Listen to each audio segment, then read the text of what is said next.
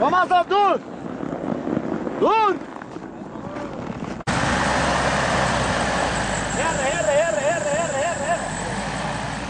Öğrencilerimi bırakıyorum. Ben geri gideceğim. Artık nereye kadar gideceğim bilmiyorum.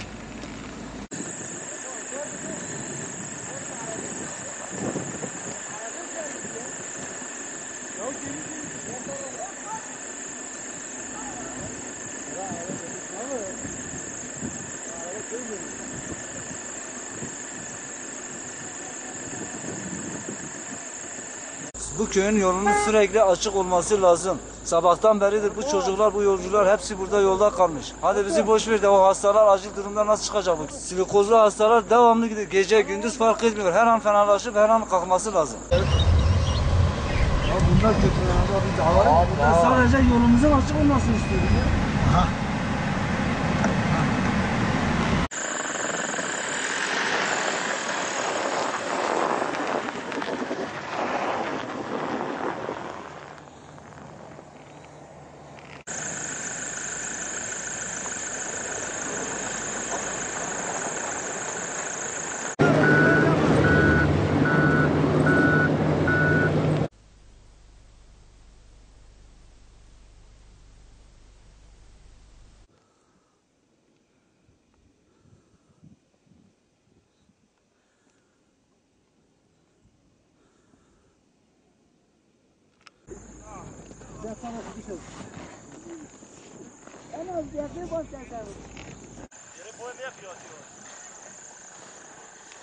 Yoldan kalmışız. Bu çocukları sabahtan beri yola koymuşuz. Çocuklar ufaktır.